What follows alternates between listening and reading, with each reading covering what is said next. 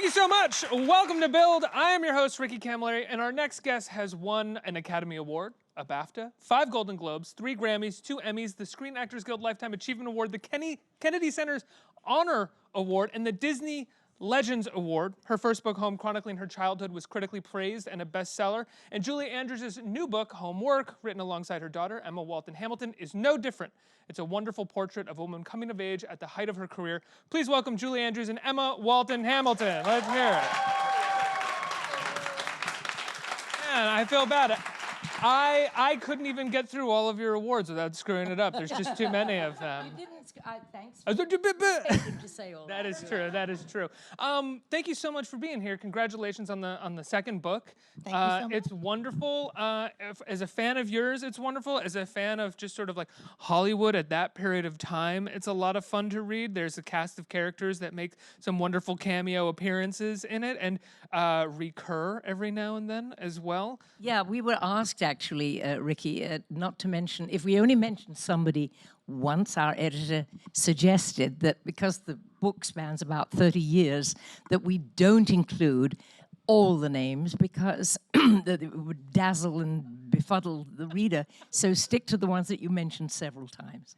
Really? Yes, it was an odd request, but I get it now. Rule number 1 of memoir writing, apparently. Yeah. Did you feel like you had to leave out any great stories because of that, or was it just no great stories? No great stories. No great. No, we if it had been a great story, it would have been in there. What is the process like for the two of you when it comes to writing a book? Because you've been writing your whole life, not just acting. One of the things that you talk about in the book is the beautiful scene of you and your husband Blake writing together inside your living room. Oh, thank you. Such a fantasy for writers, I think. Well, it was lovely at the end of the day to read what we'd written to each other and get a small critique. But why don't you start and tell about how we worked together? Well, we've actually been writing together for over 20 years now. We started writing together in the mid-90s, and we've written 30 children's books and then 2 of these memoirs now. And so I don't know how to work without this one now. So we have a sort of shorthand where we finish each other's sentences and we brainstorm together, and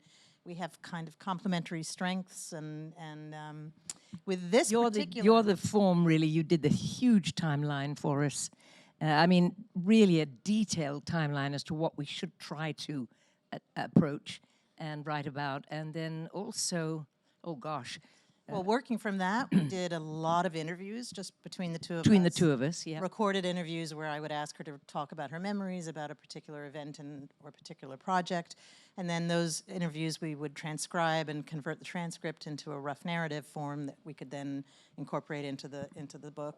And then she was a great diary writer, journal keeper at a certain point in life, and we worked from those. I did keep diaries, really full ones from 1965-ish, something like that. Yeah. What did diary writing do for you? I keep journal. It does I find it does incredible things for my head. Can I ask you that question first? Clears my head. It's like a form of meditation at times. Yes. It just sort of, and if I don't get any other writing done during the day or anything productive, I've at least poured that onto a page, and maybe something has come out of it that is worthwhile. That's exactly right. And also, it does clear the head. Yeah. And there was so much that was happening at one time. And I just really needed to note things down, especially if they were really exciting or really difficult or whatever, you know. You know, when it comes to memories, these are obviously your memories as well at times. What do the two of you do when one of you remembers something different than the other? Check the diary. Yeah. I quite often, I'd say, that happened here. And Emma would say, no, Mum, it happened there.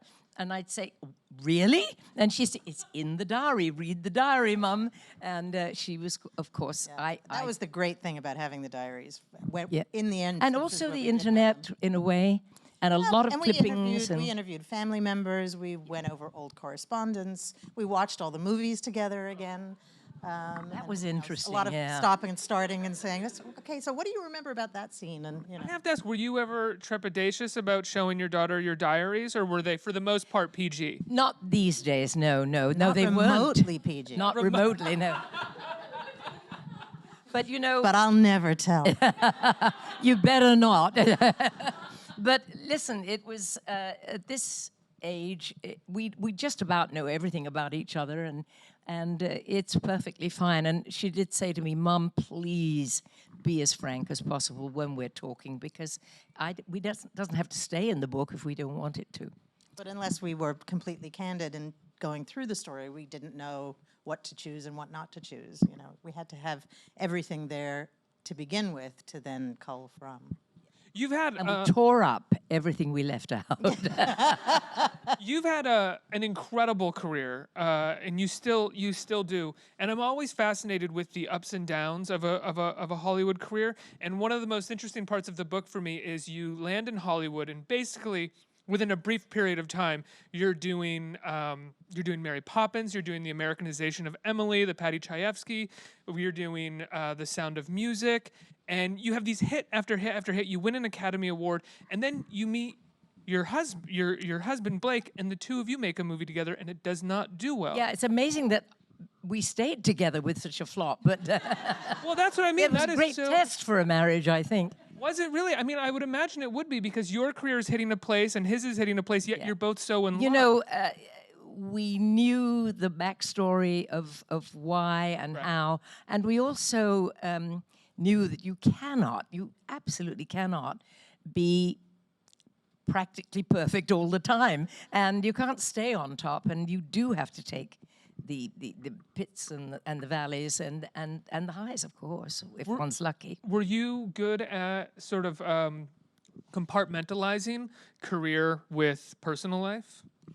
Yeah, I think we were. Do you, darling? Well, that's why the book is called Homework, actually, because it really, for Mom, that has been a recurring theme her whole life, of reconciling those two elements of her life, you know, both of which are very meaningful to her.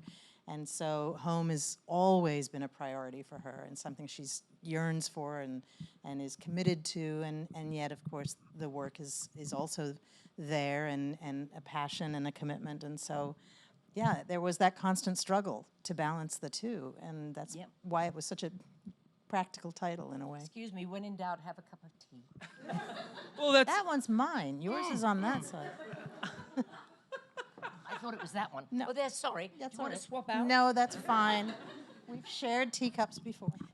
Were you, when you came up with the title Homework and you realized that you were talking about work-life balance, was that, were you thinking about how that has become kind of a conversation? I think particularly it's become a kind of a conversation around women. I think for sexist reasons in a way, I think it should be a conversation for everybody, but it's generally taken over in terms of... In what respect? Are you talking about the title? Well, just a book about work-life balance. And, Yes. And that theme. I just wanted to show that it isn't all roses and red carpets and things like that. It's a very, very hard-working industry. Yeah. And to balance it with a home life and children and family and being a mum, I just wanted to show how much homework I had to do on myself to keep going, to balance it out. And I was learning on my feet because I'd never made a movie before Mary Poppins, which was the first one I ever made. It's crazy that that was the first movie that you ever I know. Well, excuse me, how lucky can someone get? But truly, everything was learning fast and racing to catch up. You also, another portion of the book that, as a film buff, I love is when you work with Hitchcock in Torn Curtain, which is really the end of his career. Was Torn Curtain the second to last or last film? Second to last, Frenzy was the last, I think. Which one? Was Frenzy the last, or was it? Yeah, I think it might have been. Right, and he's even sounds like he's kind of at the end of his career. Well, in terms he of was never directing you. absolutely.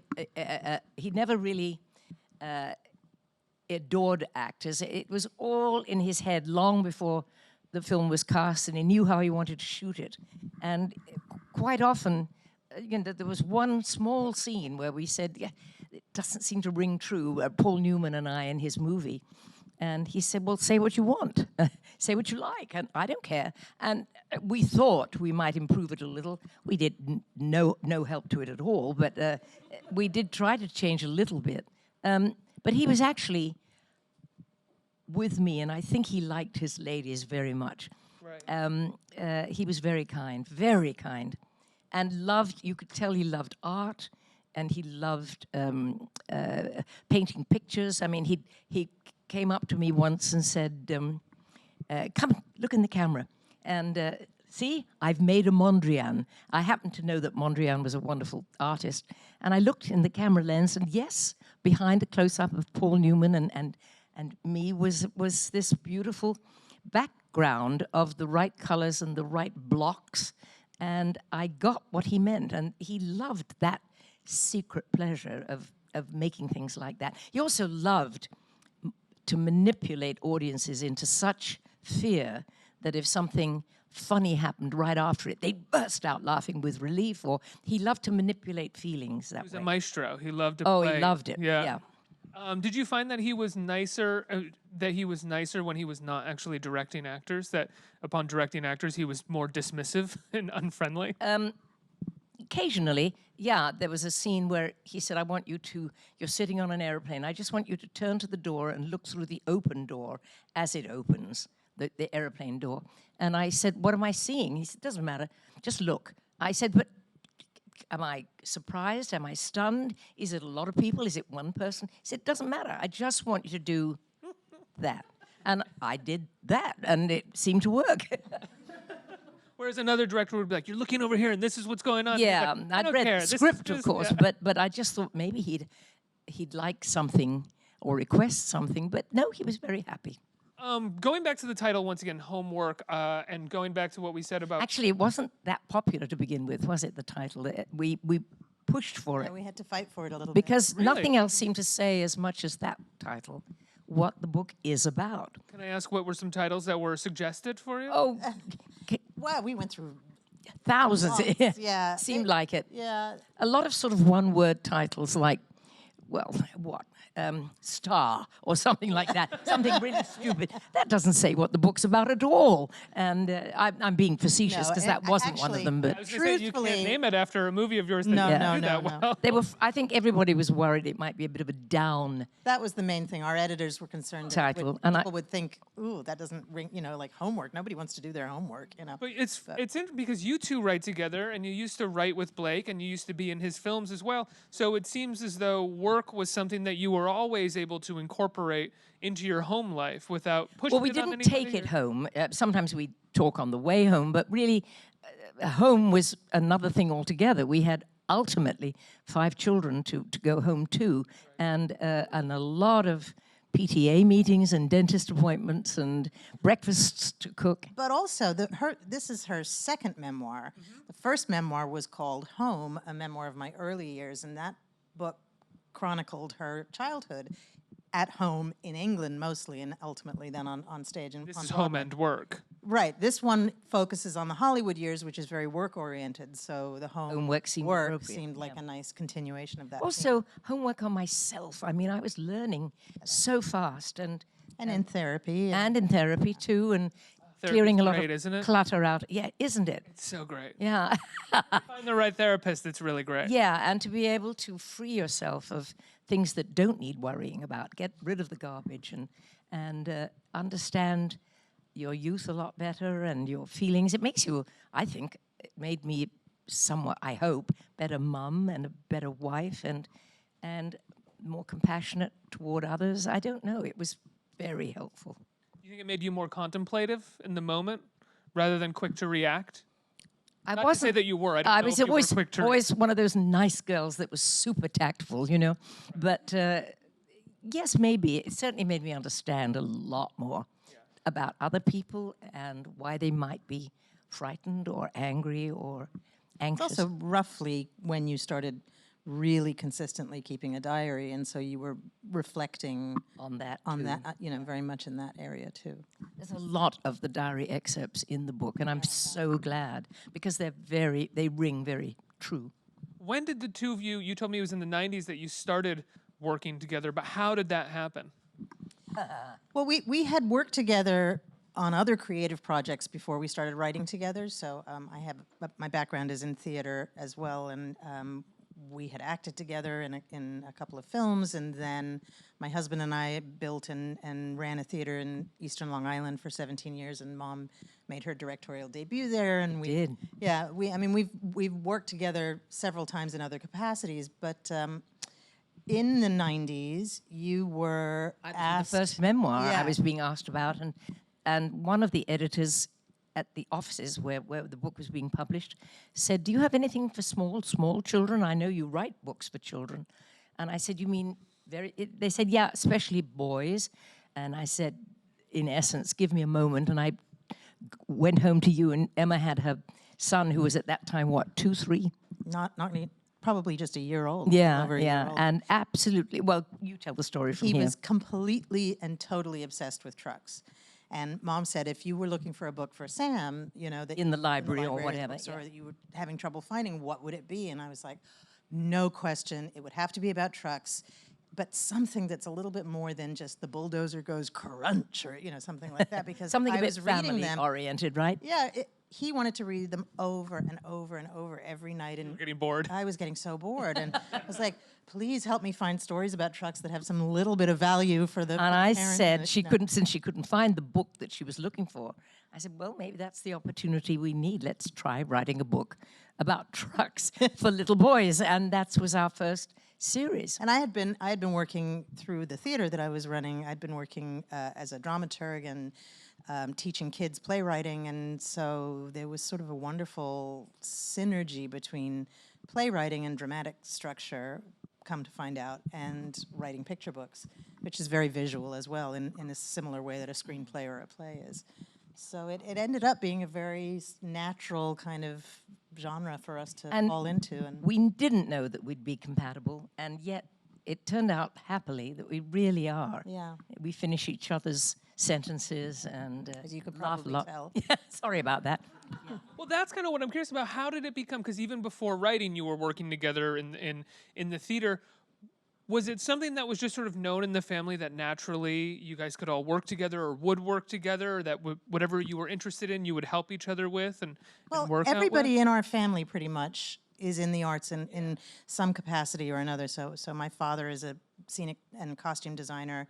My stepfather was a Did Mary director. Poppins. My stepmother is a writer. Tony, You know, and I had then been studying theater and acting and directing for many years before we really started. Always loved to write, hence the diaries and stories when I was a kid, you know, made up stories. So I think there was a shared language. I think also there was that thing of I had my 2 stepchildren, which were Blake's children by a former marriage, and they were with us. And then we They're in the adopted- arts, too. They're in the arts, and then 2 younger children that we adopted. But Emma being my natural born daughter, I did want to keep the bond tight between us, because with so many children in the family, I didn't want her to feel that I was not focusing and loving and caring and all of that. Oh, that's so nice. Actually, it's interesting. The very, very first book we ever wrote together, we wrote together when I was 5. And that book was a function of the fact that Mom was looking for a way to keep my sense of family alive between my father and she and I. And You were traveling to New York, and I was in LA. him and they were divorced, and although still very good friends, and she thought that if we wrote a story together and I brought it to him to illustrate, and then she had it bound for me, I would have this kind of memento of our And you do have those today. And that book, I kept that book forever and ever, and that book later became one of the books that we published in our children's book collection. So We enlarged on with it. a rewrite, Yeah. obviously. But what, now here's the real joy. We did enlarge on that little story and made it into a beautiful book, beautifully illustrated, called Simeon's Gift. And then later, somebody suggested that we turn it into a, because it's about music and about the creative spirit, and that we turn it into a sort of, hour-long... Musical. Well, musical, but I would be the narrator, and then I could take it on the stage and with an orchestra tell the story. And I cannot begin to tell you the joy that it gave us to hear those orchestrations for the first time about our little tale. It was an absolute thrill with the symphony orchestra. You know, creative collaborators, no matter how close they are, no matter how well they work together, can have disagreements. What is it like when the two of you disagree, and do you ever find that it's easier when you disagree because you are mother and daughter, or is it harder when you disagree? Go because you're ahead, mother it's and daughter? fine. Whatever you say, it's fine. I just know that if I was working with my mom on something and she was like, I don't get it, I would be like, well, of course you don't get it, Mom. You know? Yeah, you're a different generation Yeah. anyway.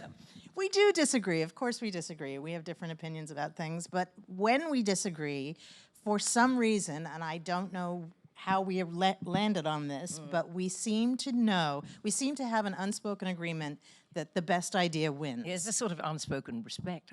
Well, there's definitely mutual respect. So we don't get to the point where we pick at each other or we bicker or anything like that. We argue constructively, I would say, for the most part, and respectfully. But then the best idea wins, and somehow both of us seem to know and agree when that best idea raises its head, and then we both go, that's it, and it doesn't matter whose idea it is. Neither of us has pride of ownership. We don't claim, in that way. we don't claim the right to it or anything like that. It's just a recognition that we've worked at it until we come to a mutual agreement. Well, one of the things that I love in the book, an admission of yours that's in the book that comes very early on, is that you saw The Sound of Music on the stage prior to being in it, and you didn't think that much of the stage production. Well, I loved the music, and of course it's a fascinating story, but no, there were certain things about it that seemed so saccharine in terms of the story. Think about it, 7 children and the Austrian and nuns and so many other things, and this beautiful music, of course. And it worried me that putting it on film, it would be hugely saccharine. But everybody engaged in that film felt the same way about keeping it as astringent as possible. And then Christopher Plummer signed on to the project, and he was that glue and that strength that held it all together and made it tighter and stronger because of the way he crafted his personality. His character. He's the star of the movie.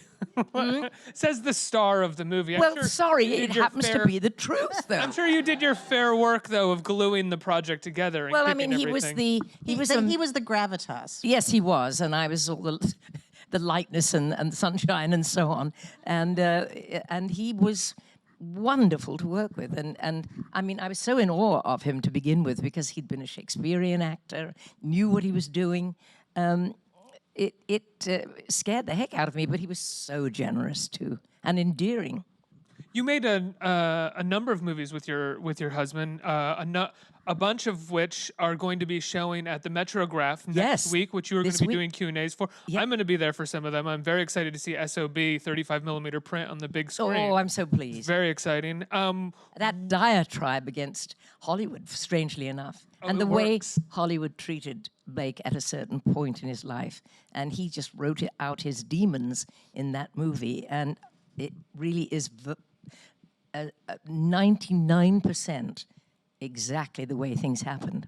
His career is so interesting because he came just before the Hollywood New Wave, right? And yet he was New Wave. Exactly. And considered the bad boy of Hollywood in his youth. Exactly. But once that New Wave hit, he became sort of, I think because of 1 or 2 movies or because he was already working in the studio structure, he wasn't credited as being part of that Hollywood New Wave. And he had to kind of work to come around it and make something like SOB to be, once again, and 10, yeah, to remind people. Well, he made so many great movies. Yeah. There was a line of what I call very biographical movies. There was Wild Rovers, which is a phenomenal Western that not many people know about, and he had the most trouble with that, with the studios. And then 10, and then SOB, and then Victoria. And somehow all those 4 movies together made up And That's Life. Sorry, darling, I knew you were going to say that. Those were the most biographical, and the lines that he wrote, produced, directed those films. Yeah, he was an auteur. And he was a triple threat, as they called them, directing, writing, producing. And the interesting thing was that when he was writing, he was one entire human being. When he was directing, if it didn't work, he chucked it out and wasn't protective or possessive about the writing. And then when he was editing, if it didn't work, it was chucked out. And we quite often as a family would say, you cannot get rid of that, Blake. It's too good. No, it'll make the movie seem too long or too short or whatever. Didn't that come later? Isn't there a moment in the book, forgive me for maybe making this up out of nowhere, but isn't there a moment in the book where after the for lack of a better word, failure of his Western or of Darlene Lilly, he came to terms with his editing and started realizing that he had to sort of release some of his favorite parts I know what of the you're movie asking. and Yeah. his babies. No, what he would do, because in the early days of his, well, not early days, he'd done a lot of movies, but he didn't have what they call the final cut.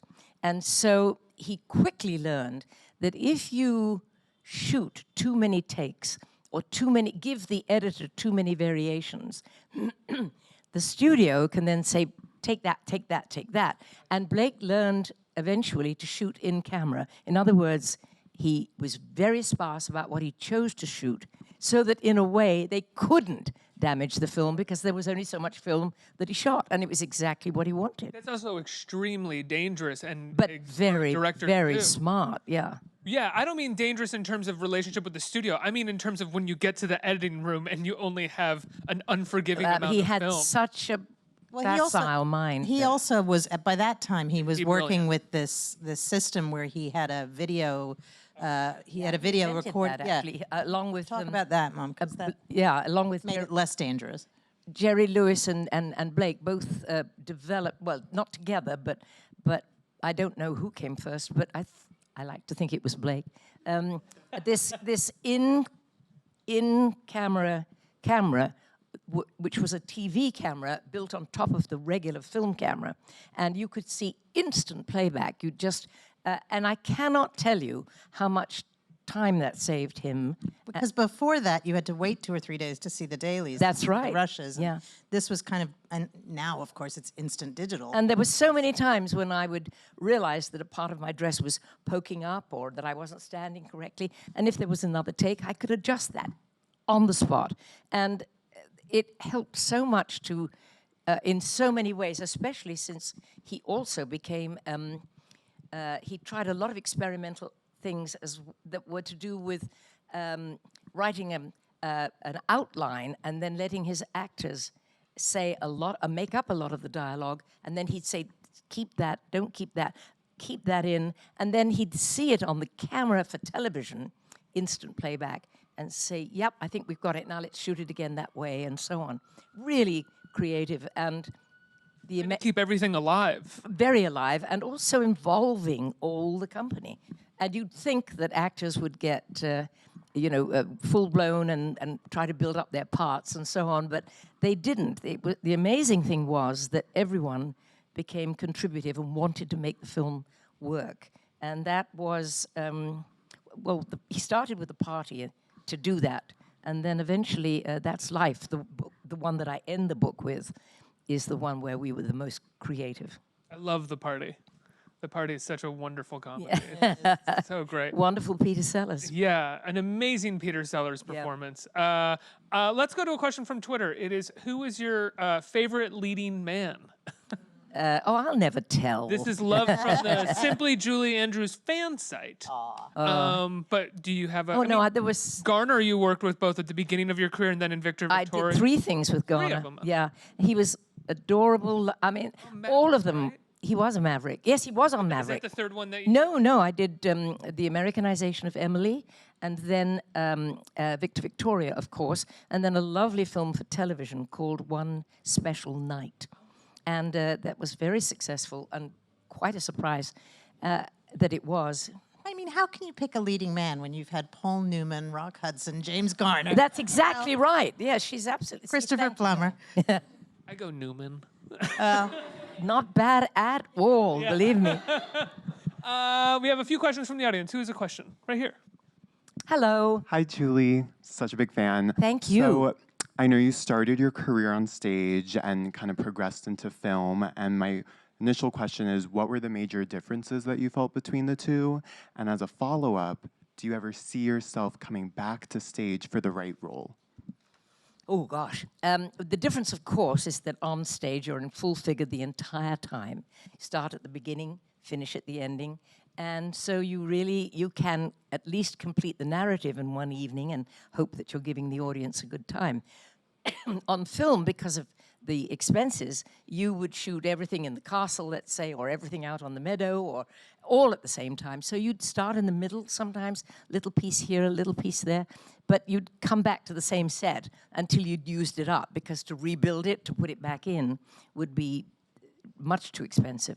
So everything on film is broken up into close-ups, medium shots, long shots, depending. And you really have to hold the whole film in your head while you're filming each small individual piece. And you have to hope that you've hit it right and that your instincts are right, and rely on the director, of course. It's a huge difference, but nobody thinks about the difference that it is. And would I, yeah, well, I did go back to Broadway with the musical of Victor Victoria, and also an off-Broadway wonderful piece that I enjoyed called Putting It Together, which was all the Stephen Sondheim music that I loved so much and do. Yes, well, I don't know is the answer. Depends what it would be and if I'm feeling able and God knows what. Next question. Miss Andrews, obviously your career has touched the lives of millions of people across the world. Mine definitely included there. Music has been a big part of that career. If you had to choose one song to be your soundtrack for your personal life, which song would you choose? Oh my God, that is so hard, because there are so many songs that I just adore. And it's not just from my own movies, and of course there are some that I love, but I don't know, can you give me a clue, darling? I can't. I think, obviously, from the movies, I love Edelweiss, because it speaks to everyone's homeland, not just home. It speaks to everyone's bonding with the longing for home and a root and being secure and strong. From the movies, of course, favorite things, or even fun supercalifragilisticexpialidocious, and I can still say it backwards. But then how could you not love Jerome Kern and Gershwin and Cole Porter? And There's a song you used to sing when you were in concert, and it was something about being lucky. oh, that was written especially for me. Well, oh, yeah, was it? Oh. 50 words or less. Yeah. Yeah. Oh, It was. oh boy, I'm lucky, that one. Oh no, This is my no, I don't think it was that. No, day. don't think it was that. I think it was about people describe me in so many ways. You know, No, that's not the one I'm thinking of, though. I'm thinking of one that was about how lucky you are. really.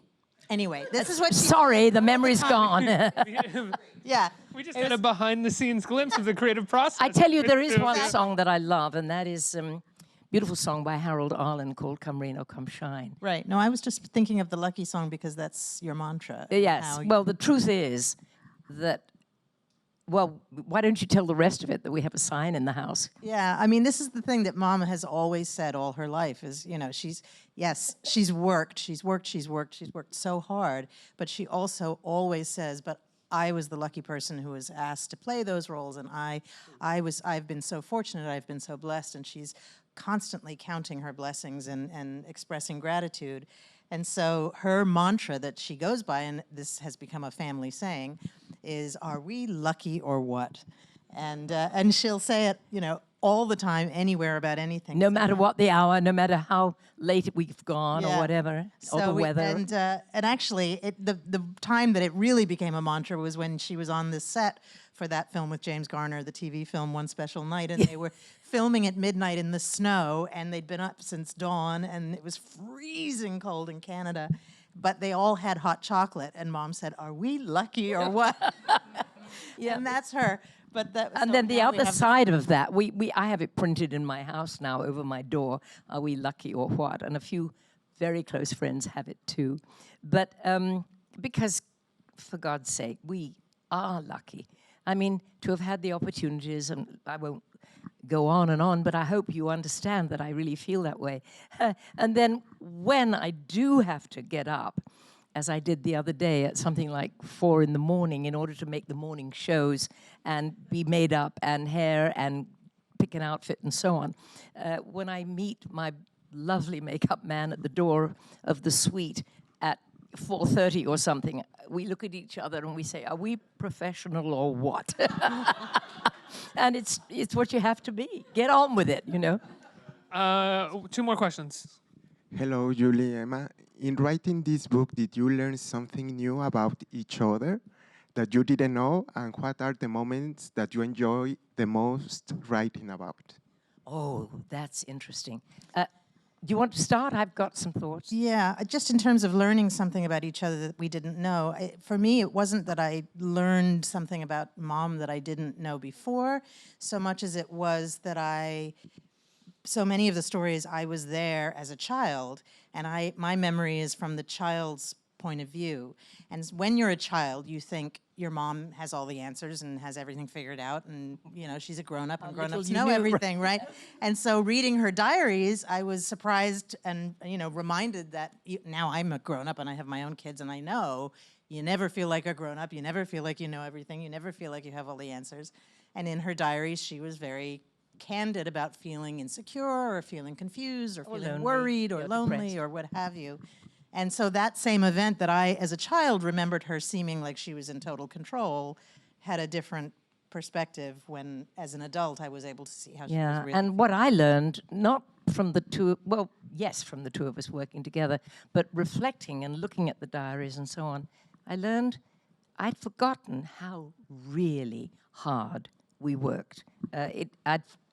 She kept saying, no wonder I was so exhausted. Yes. So I hope that answers your question. 1 more. Hi. Hi. My name is Camille. I've been a fan since I was in 3rd grade. Anyway, I just wanted to know, of all your roles, which role taught you the most, and what did you learn from it? The truth really is that they all taught me something special. There was so much I didn't know when I began. And as I say, I did my homework. I was working all the time, racing to catch up with things I didn't know in order to learn and to know. And you do learn more as you go along, but there's always, it's like in therapy, you open a door, and then there's another door beyond that, and then there's another door. And there's so much, and I love being curious. I am curious by nature. So there's always something more to learn. And which one taught me the most? Oh, well, think about what we've spoken about today, and that is on Hawaii, it was one thing, and on Sound of Music, it was another, or on Star, it was another, and so on. It's really hard to say where one learned the most. By doing, you learn a lot, and it's a very simple answer. Sorry. Thank you so much for being here and writing this wonderful book together, and all the years of wonderful work that you have given us. Thank you for a wonderful interview, everybody. Yeah, thank you. Thanks for the Everybody. questions, too. The book is on shelves now. It is. It came out yesterday. Came out yesterday. It's on at bookstores now or on the websites that you can buy books, but go to a local bookstore. Please go support to your a local local bookstore. Yeah. Everybody give them a huge round of applause for being here. Julie Andrews and Emma Walton Hamilton. Thank you.